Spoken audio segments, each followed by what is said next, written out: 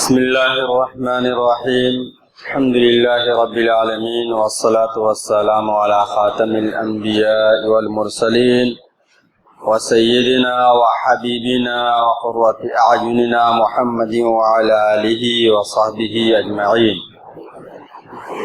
اما بعد، قال اللہ تعالی فی کتابہ العظیم ودوا لو تکفرون کما کفروا فتکونون سواء. صدق اللہ العظیم. حاضرین جمعہ، اللہ کا لاکھ لاکھ احسان اور کرم ہے کہ اس نے ہمیں امت محمدیہ میں پیدا فرمایا اور قرآن جیسی عظیم نعمت سے سرفراز فرمایا. یہ قرآن ہمارے لیے ایک زندہ دستور ہے اور ابدی قانون ہے. دنیا میں جتنی بھی قومیں آباد ہیں ابھی فی الحال، اور جن کے پاس کہنے کو مذہبی کتابیں ہیں، چاہے وہ ہندو ہوں، بدھسٹ ہوں یا اور دیگر اقوام، عیسائی ہوں یا یہودی ہوں، تمام کے پاس ان کے مطابق مذہبی کتابیں موجود ہیں، لیکن ان لوگوں کا سلسلہ ٹوٹ چکا ہے. مذہبی کتابوں سے سلسلہ ٹوٹ چکا ہے. وہ اپنی زندگی کے معاملات، کاروبار، تجارت یا دیگر اقوام سے باہمی ربط کس طریقے سے نبھائیں وہ اپنے علماء سے نہیں پوچھتے ہیں اور نہ مذہبی کتابوں میں دیکھتے. الا ماشاء اللہ جب کبھی کبھی ایسا ہوتا ہے کہ برکت یا نحس وغیرہ کے معاملات طے کرنے ہوں یا شادی کا معاملہ ہو، تو اس وقت اپنے علماء سے وہ گویا کہ رابطہ کرتے ہیں. اسی طریقے سے اور دیگر چیزوں میں ان کا تعلق ان کی کتابوں سے بالکل ٹوٹ چکا ہے. ابھی اس دور میں، اس گئے گزرے حالات میں، مسلمانوں کا معاملہ ایسا یہ ہے کہ اپنی تمام عملی کوتاہیوں کے باوجود، اپنی تمام کمزوریوں کے باوجود قرآن سے اور اسلام سے ان کا رشتہ بہت حد تک جڑا ہوا ہے. بلکہ بیسیوں ہندوستان میں دارالقضا ہے جن میں بلا جبر، بلا اکراہ بہت سارے مسائل مسلمان اپنے مسائل دارالقضا میں پیش کرتے ہیں. ان کے اوپر کوئی زور زبردستی نہیں ہوتی ہے، اور مسلمان چاہے جس ماحول میں ہو اور جن لوگوں کے ساتھ ان کی گزر بسر ہو، جیسے کاروبار تجارت کر رہے ہو، لیکن ذہنی طور سے مسلمان یہ تیار رہتا ہے، ہر مسلمان، کہ ہمارا اٹھنا بیٹھنا، ہماری نشست و برخاست، ہمارے تہوار، ہماری شادی بیاہ شریعت کے دائرے میں. اگرچہ عملی کوتاہیوں کی وجہ سے کچھ کمی زیادتیاں ہو جاتی ہیں، لیکن ذہنی طور سے تمام مسلمان شریعت کو ضرور فالو کرتے ہیں، مانتے ہیں. یہی سب چیز دیکھ کر کے بعض ایسے ہیں جو کم تر، کم فہم، کور فہم لوگ ہیں، جن کے ذہن میں کچھ خرافات آئے، جنہوں نے یہ کہا کہ فلاں فلاں آیات کو نکال دیا جائے یا کچھ کمی زیادتی کی جائے. تو ہمیں اس تعلق سے زیادہ فکر مند ہونے کی ضرورت نہیں ہے. یہ کوئی نئی چیز نہیں ہے، یہ ابتدائی اسلام سے یہ چیز ہوتے آ رہی ہے. اللہ رب العزت کا کلام جب نازل ہو رہا تھا نبی پاک صلی اللہ علیہ وسلم پہ، اس وقت بھی ایسی باتیں کہی گئی تھی. ان آیات کے تعلق سے تعداد 26 بتائی جاتی ہے کہ 26 آیات ہیں. ہر ایک آیت پر بحث کرنا اور اس کی تفصیل اور تفسیر بیان کرنا یہ ممکن نہیں ہے. البتہ چند آیات کے تعلق سے میں سوچتا ہوں کہ وہ کچھ روشنی ڈالوں ان باتوں پہ. اللہ کی ذات سے امید ہے کہ وہ ہمیں توفیق عنایت فرمائے گا. ایک آیت ہے جو سورہ نساء کی آیت ہے، تقریباً آیت نمبر 89 ہے. وہ یہ ہے کہ وَدُّوا لَوْ تَكْفُرُونَ كَمَا كَفَرُوا فَتَكُونُونَ سَوَاءً، کہ یہ چاہتے ہیں، وقت کہتے ہیں دل سے چاہنے کو، یہ چاہتے ہیں کہ تم بھی کفر کرو جس طریقے سے وہ کفر کرتے ہیں، تو تم لوگ برابر ہو جاؤ. اس کے بعد اللہ تعالی نے فرمایا جس کا مطلب یہ ہے کہ ایسا نہ کرو، اور اگر یہ ہجرت نہ کریں، تمہارا ساتھ نہ دیں اور مسلمان نہ ہو، تو پھر اس کے آگے کی آیت میں بتایا گیا ہے وَاقْتُلُوهُمْ حَيْثُ ثَقِفْتُمُوهُمْ وَلَا تَتَّخِذُوا مِنْهُمْ وَلِيًّا وَلَا نَصِيرًا، کہ اگر یہ ہجرت نہیں کرتے ہیں تو ان کو دوست نہیں بناؤ، اور انہیں جہاں چاہو قتل کرو، پکڑو، قتل کرو. یہ بات قرآن میں ہے، لیکن ایک بات سمجھنے کی یہ ہے کہ کسی بھی بات کو اس کے بیک گراؤنڈ سے ختم کر کے یا اس کا خلفیہ ختم کر کے یا اس کے سیاق و سباق کو ختم کر کے اگر پیش کیا جائے تو مطلب تو کچھ کا کچھ ہو جائے گا. یہ آیت جو لوگ پیش کر رہے ہیں وہ آگے اور پیچھے کی آیت نہیں بتا رہے. اس طریقے سے اگر دیکھا جائے تو قرآن کی بہت ساری آیتیں ہیں جس میں الٹا مفہوم لیا جا سکتا ہے. ایک آیت ہے قرآن شریف کی لا تقربوا الصلاۃ وانتم سکارى. اس کا مطلب یہ ہے کہ نماز کے قریب نہ جاؤ، اور اس کے آگے کی آیت میں وانتم سکارى، اس حال میں کہ جب تم نشے کی حالت میں. اگر کوئی لا تقربوا الصلاۃ اتنا ٹکڑا لے کر کے کسی کو گمراہ کرنا چاہے تو اس کی عقل پہ ماتم کے علاوہ کوئی راستہ نہیں. وانتم سکارى جو اس آیت کو کمپلیٹ کر رہی ہے جو بات، وہ بھی کہنا چاہیے. وہاں جو کہا گیا ہے قرآن میں کہ فَإِن تَوَلَّوْا، اگر وہ مڑ جائیں، اعراض کریں، فَخُذُوهُمْ، تو ان کو پکڑو، وَاقْتُلُوهُمْ، اور ان کو قتل کرو، حَيْثُ ثَقَفْتُمُوهُمْ، جہاں ان کو چاہو. یہ آیت، اس آیت کا پس منظر یہ ہے کہ خود غور کرنا چاہیے.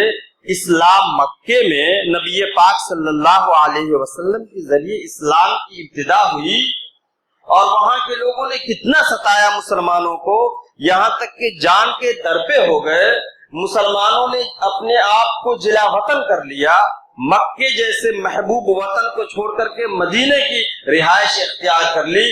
پھر بھی مکے کے کافروں کو سکون نہیں ملا، اور مدینے کے سکون کو وہ چین سے نہیں دیکھ پائے، اور وہاں بھی مسلمانوں کو پریشان کرتے رہے. پے در پے جنگ تھوپتے رہے مسلمانوں پہ. جتنی جنگیں ہوئی ہیں وہ دیکھیے سب کے سب مدینے کے آس پاس ہوئی ہے. اگر مسلمانوں نے جنگ کی ابتدا کی ہوتی تو مکے کے آس پاس ہوتی. پہلی جنگ جنگ بدر ہے، وہ بھی بدر کے مقام پہ ہوئی. دوسری جنگ جنگ احد ہے، وہ بھی مدینے کے آس پاس ہوئی. اور تیسری بڑی جنگ جو غزوہ خندق کے نام سے مشہور ہے، وہ تو مدینے کا چاروں طرف سے انہوں نے گھیراؤ ہی کر لیا تھا، جس کی وجہ سے مسلمانوں کو اپنی جان، عزت، آبرو اور مال کی حفاظت کے لیے انہیں خندق کھودنا پڑا. اتنا کچھ کیا ان لوگوں نے مسلمانوں کے ساتھ، تو کیا مسلمان ان کے راستے میں پھول بچھاتے؟ ہر ایک کو اختیار ہے اپنی حفاظت کا. جب وہ ہمارے ساتھ ایسا کر رہے ہیں تو اپنی جان و مال کی حفاظت کے لیے انسان اقدام تو کر سکتا ہے. زبردستی تو تھی نہیں. اس آیت کو سمجھنے کے لیے اس کی بات کی آیت بھی دیکھنا چاہیے. إِلَّا الَّذِينَ يَصِلُونَ، مگر وہ لوگ جو ان لوگوں سے جا ملے ہیں.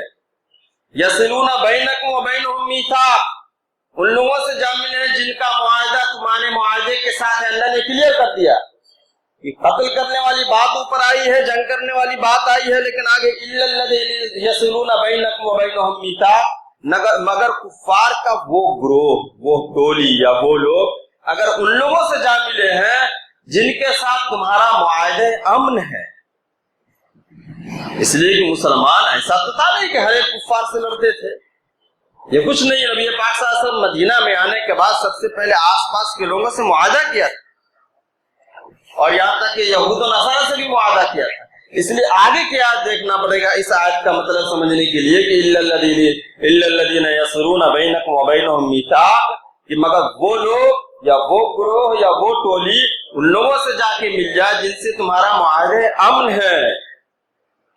اور اس کے بعد ہے یا وہ لوگ جو تمہارے پاس آئے ان جاءوکم حسرت صدورہم ان یقاتلوکم، یا تمہارے پاس آئے اور تم سے لڑنا نہ چاہتے ہو. اور یقاتلوا قومہم، یا تم سے ان سے بھی لڑنا، اپنی قوم سے بھی لڑنا نہ چاہتے ہو.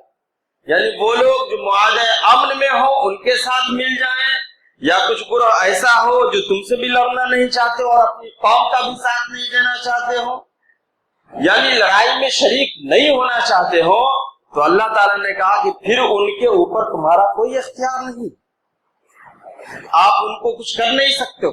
اس لیے اس آیت کی تفسیر میں یہ کہا جاتا ہے کہ 3 گروپ ہو جائیں گے. ایک وہ جو کفار کا گروپ مسلمانوں کے ساتھ معاہدہ کر لے کہ ہم آپ کے ساتھ جنگ نہیں کریں گے.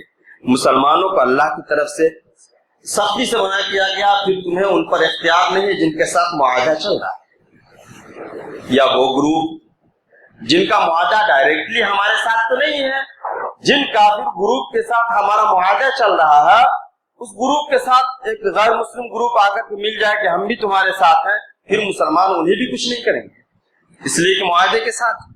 ایک گروپ اور ہے، وہ یہ ہے کہ کچھ بھی ساتھ نہیں دے، نہ مسلمانوں کا ساتھ دے جنگ میں اور نہ ان لوگوں کا ساتھ دے جو مسلمانوں سے لڑ رہے ہیں، خاموشی اختیار کر لے، ان کو بھی مسلمان کچھ نہیں کر سکتے۔ جنگ کی بات جو ان آیات میں کہی گئی ہے انہی لوگوں کے تعلق سے جو ہمارے ساتھ برسر پیگار ہے، برسر جنگ ہے، اور جو زبردستی کا جنگ تھوپ رہے۔ کسی بھی بات کو پیش کرنے کے لیے اس کے سیاق و سباق کو سمجھنا اور پیش کرنا ضروری ہے۔